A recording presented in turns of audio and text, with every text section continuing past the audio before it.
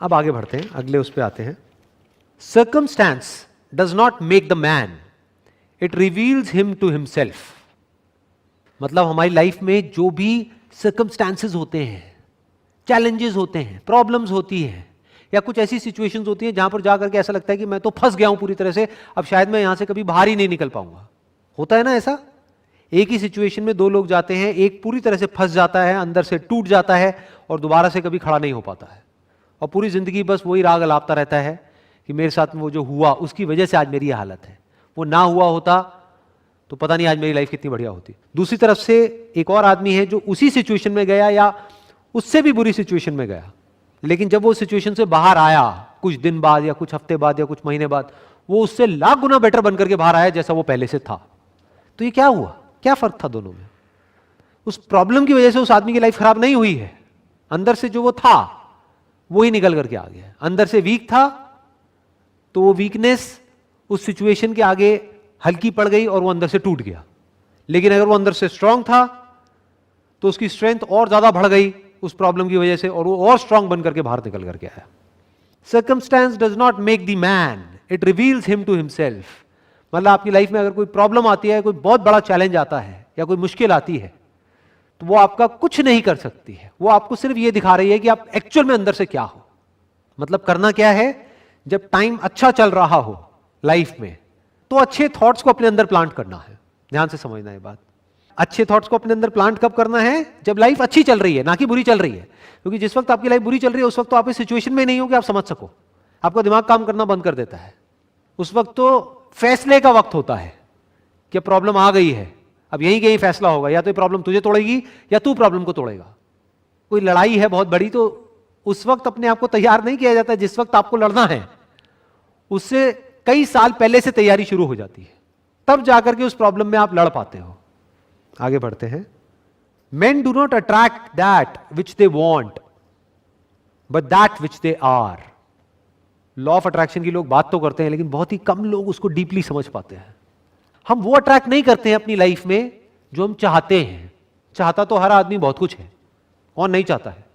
किसी से भी जाकर के पूछ लो, भैया आप क्या क्या चाहते हो? मैं ये चाहता हूं, मैं वो चाहता हूं, मैं वो चाहता हूं, वो चाहता हूं।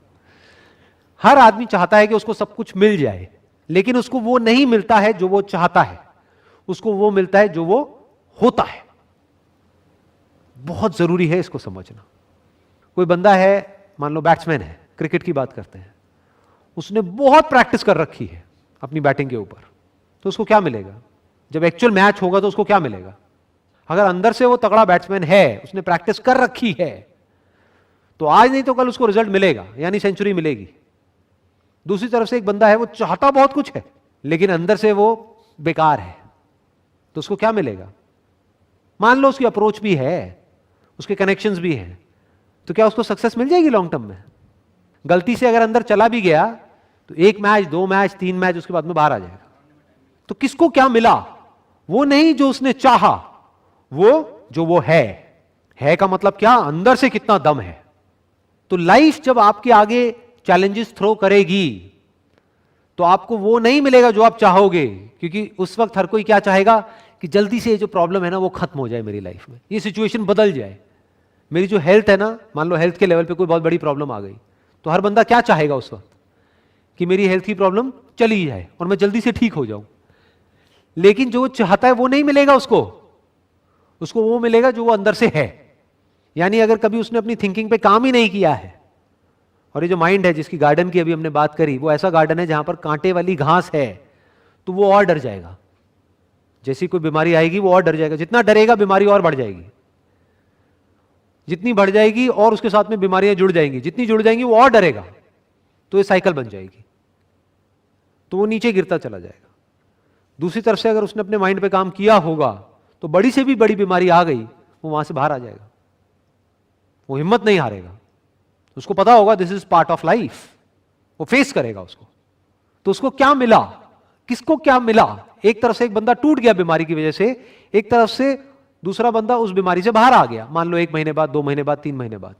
एक तरफ से एक बंदा है जिसकी बीमारी और बढ़ गई, शुरुआत हुई थी एक छोटी सी बीमारी से लेकिन अल्टीमेटली बढ़ती चली गई।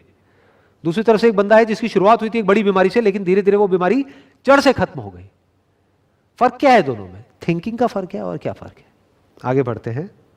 Not what he wishes and prays for does a man get, but what he justly earns. His wishes and prayers are only gratified and answered when they harmonise with his thoughts and actions. वही बात है जो अभी हमने करी है कि wish करने से, प्रे करने से कुछ नहीं होता है, कमाना पड़ता है। जैसे बाहर की दुनिया में कमाना पड़ता है ना, ऐसे ही अंदर की दुनिया में कमाना पड़ता है। खुशी चाहिए जिंदगी में तो वो कोई छोटी चीज नहीं है, कमाना पड़ेगा। खुशी ऐसे ही नहीं मिल जाती है, पीस ऑफ माइंड ऐसे ही नहीं मिल जाता है जी, कमाना पड़ता है। उसके लिए पता नहीं कितना काम करना पड़ता है। अंदर एक ऑर्डर होना चाहिए। ज्यादातर लोगों की जो थिंकिंग है वहां पर अगर झांक करके हम अंदर देखेंगे तो डिसऑर्डर है। अजीब अजीब से थॉट्स आ रहे होते हैं जिनका आपस में एक दूसरे से कोई कनेक्शन नहीं होता है। बिल्कुल ऐसे ही जैसे गार्डन है जहां पर कुछ भी उग रहा है, चाहे वो चाहते हैं चाहे नहीं चाहते, कहीं भी कुछ भी उग रहा है। एक है गार्डन जहां पर एक एक चीज को बड़े अच्छे से प्लांट किया गया है। तो थिंकिंग में ऑर्डर कैसे आता है, थिंकिंग एक फ्लो में कैसे जाती है, थिंकिंग कंट्रोल कैसे होती है, थिंकिंग डायरेक्शनल कैसे होती है, इसी को तो सुख बोलते हैं। आगे बढ़ते हैं। Men are anxious to improve their circumstances, but they are unwilling to improve themselves. They therefore remain bound. For example, कोई आदमी है, उसको हेल्थ चाहिए, लेकिन वो टेस्ट के पीछे पागल है, अपने टेस्ट को कंट्रोल नहीं कर सकता है और ओवर ईटिंग करता रहता है सुबह से रात तक। तो क्या वो डिजर्व करता है हेल्थ को? He do not deserve health. मतलब सारा गंद खा रहा है, कचरा खा रहा है और एक्सपेक्ट ये कर रहा है कि मेरी हेल्थ ठीक रहेगी। रह ही नहीं सकती। तो उसको करना क्या है? अपनी हेल्थ को ठीक नहीं करना है, डॉक्टर के पास नहीं जाना है कि डॉक्टर मेरे को ये बीमारियां हो गई है, अब इसको ठीक करो गोलियां दे करके, क्योंकि उन गोलियों के भी साइड इफेक्ट्स होंगे। उसको करना क्या है? अपनी ईटिंग हैबिट्स को चेंज करना है, यानी खुद को बदलना है। अगर उसने खुद को बदल लिया तो हेल्थ अपने आप ही मिल जाएगी। आगे बढ़ते हैं। Suffering is always the effect of wrong thought in some direction.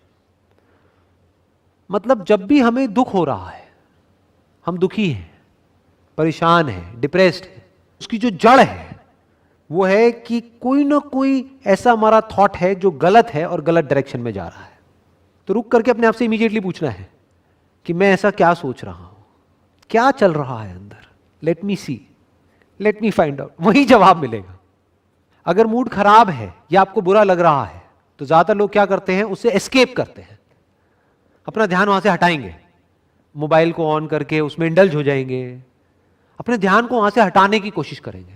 जबकि ये नहीं करना है, क्योंकि सफरिंग वहीं की वहीं है, दुख वहीं की वहीं पड़ा हुआ है। फॉर एग्जाम्पल, एक जख्म है, उसके ऊपर हमने कोई कपड़ा डाल दिया तो हमें क्या लग रहा है, जख्म ठीक हो गया है। जख्म ठीक नहीं हुआ है, वो तो और बिगड़ता चला जा रहा है। तो करना क्या है, उस जख्म को देखना है और इमीडिएटली उसको ठीक करना है ताकि वो और बड़ा ना हो। तो जब भी हमारी लाइफ में सफरिंग आ रही है, यानी दुख आ रहा है, हम परेशान हो रहे हैं, तो अपने अंदर झांक करके देखना है और अपने आप से सवाल पूछना है। और जब हम सवाल पूछते हैं तो जवाब मिलता है। अपने आप से सवाल पूछना है कि मैं ऐसा क्या सोच रहा हूं जो कि गलत डायरेक्शन में है, जिसकी वजह से मैं ऐसा फील कर रहा हूं, और क्या उसकी डायरेक्शन को ठीक किया जा सकता है? डेफिनेटली किया जा सकता है। थॉट ही तो है। थॉट किसके हाथ में है? पूरी तरह से आपके हाथ में है। क्यों? क्योंकि थॉट को क्रिएट कौन कर रहा है? हम ही तो कर रहे हैं। होता क्या है कि जब भी हम दुखी होते हैं किसी भी थॉट की वजह से, वो उस एक थॉट तक नहीं रहता है, उसके साथ में और भी थॉट जुड़ने लग जाते हैं। फिर हम हर बात पे, जैसे फॉर एग्जांपल एंजाइटी हो रही है, अंदर से डर लग रहा है किसी चीज को लेकर के, फिर छोटी छोटी चीजों में भी डर लगने लग जाता है। ऐसी ऐसी चीजें जो आप बिना किसी डर के करते थे, वो करने के नाम से भी डर लगता है। अरे ये हो गया तो क्या होगा, वो हो गया तो क्या होगा। तो डर बढ़ता चला जाता है। मतलब माइंड का एक सीधा सा फंडा है, what ever your mind focuses on starts expanding. वो एक्सपैंड होने लग जाता है। तो अगर उसको वही नहीं रोका गया तो वो एक्सपैंड होता चला जाएगा। दुख को वहीं नहीं रोका गया तो वो एक्सपैंड होता चला जाएगा। और दुख से भागने से दुख खत्म नहीं होता है, दुख की जड़ तक जाने से दुख खत्म होता है। और जड़ तक जाने का मतलब क्या? क्वेश्चन करो कि मैं दुखी क्यों हो रहा हूं, मेरे दुख की जड़ क्या है। वहां से कुछ भी आंसर निकल करके आएगा कि अच्छा वो इंसान है मेरे दुख की जड़। बट उसने ऐसा क्या कर दिया है? उसने कुछ ऐसा बोल दिया है कि मेरी ईगो को चोट लगी है। तो अगर कोई आपकी ईगो को चोट पहुंचा रहा है, सेल्फ रिस्पेक्ट को नहीं, ईगो को, दोनों में डिफरेंस है। ईगो मतलब मैं ये, मैं वो, मैं वो, मैं वो, मैं अकेला ही समझदार हूं, बाकी पूरी दुनिया बेवकूफ है। तो कोई बंदा आया, उसने आकर के आपके मुंह पे बोल दिया, कह रहे नहीं तू इतना भी समझदार नहीं है, बेवकूफ है। तो ये सच है, क्योंकि हर कोई समझदार भी होता है, बेवकूफ भी होता है। तो उसने तो सच बोला है, तो मैं दुखी क्यों हो रहा हूं? वो तो मेरा दोस्त है।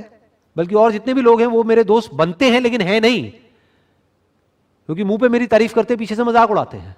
अकेला ये बंदा है जिसमें दम है मेरे मुंह पे बोलने का कि तू बेवकूफ है। तो मैं परेशान क्यों हो रहा हूं?